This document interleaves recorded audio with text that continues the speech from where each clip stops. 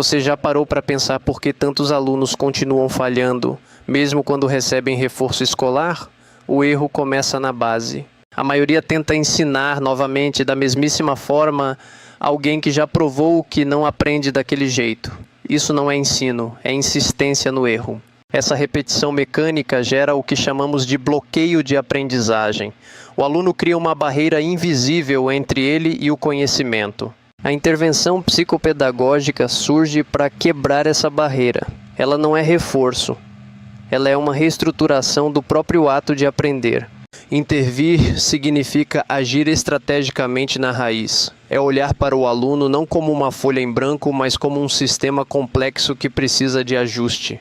É um processo dinâmico que busca identificar e remover os obstáculos que impedem o fluxo natural do desenvolvimento intelectual e emocional. Esses obstáculos podem ser puramente cognitivos, como falhas na atenção, ou profundamente emocionais, como o medo do fracasso. Para fazermos isso com excelência, precisamos de fundamento. Jean Piaget nos ensinou que o conhecimento não é algo que se recebe, é algo que se constrói. A criança precisa agir sobre o objeto. Sem a ação transformadora, não há assimilação e, consequentemente, não há acomodação do saber. A inteligência é um processo de equilibração constante. Quando o aluno não aprende, ele está em desequilíbrio e precisa de novos esquemas mentais. Por outro lado, Lev Vygotsky nos traz a dimensão social. Para ele, o aprendizado é uma experiência profundamente mediada pela cultura e pelo outro. O psicopedagogo é essa ponte. Ele atua no que Vygotsky chamou de zona de desenvolvimento proximal, o espaço entre o que se sabe e o que se pode saber. Nós não entregamos a resposta pronta, nós fornecemos o suporte, o andaime necessário para que a criança suba de nível em sua própria autonomia. Agora vamos mergulhar na estrutura de uma aula de intervenção eficaz dividida em 5 momentos cruciais de transformação. O primeiro momento é o vínculo. Sem conexão humana, o cérebro límbico se fecha e a cognição se torna impossível. O afeto é o porteiro do saber. Converse informalmente, pergunte sobre seus sonhos, sobre suas histórias favoritas. O aluno precisa sentir que ele é visto antes de ser ensinado. A psicopedagogia clínica começa na relação. Sem um vínculo de segurança, não há intervenção que resista à pressão do medo de falhar. A segunda etapa é o estímulo atencional. Precisamos acordar o lobo frontal, responsável pelas funções executivas e pela organização mental. Use jogos de 7 erros. Busca por padrões ou imagens complexas para observação. O objetivo é ativar a percepção e o foco de forma imediata. Essas atividades rápidas funcionam como um aquecimento atlético, mas para o pensamento. Elas retiram o cérebro do modo automático e o preparam para o desafio. A terceira etapa é a leitura interativa. É o coração da aula de intervenção para quem apresenta dificuldades de compreensão e fluência. Escolha textos curtos e instigantes.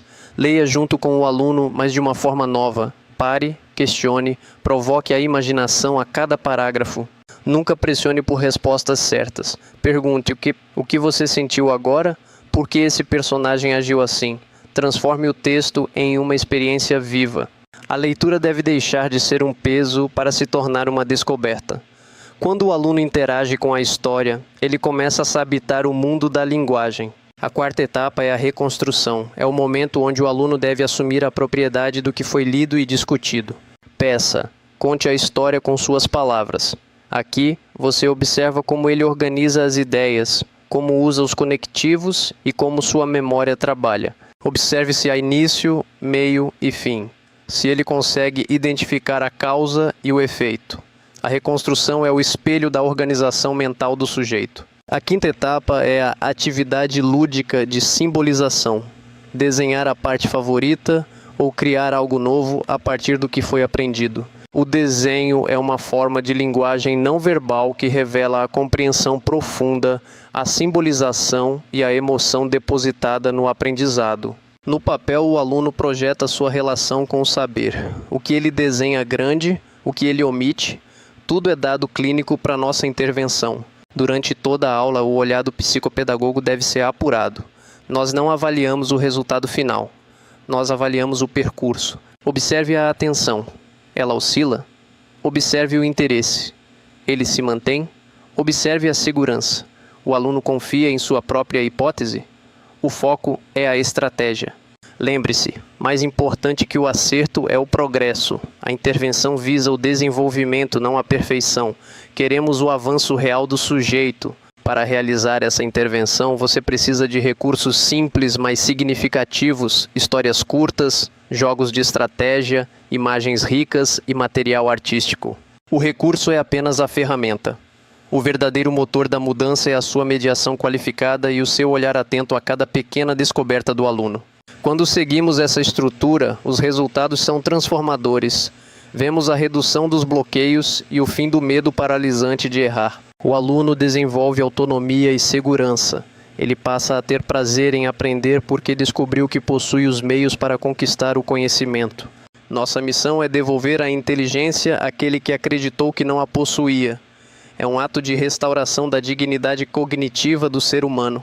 E não esqueça do registro.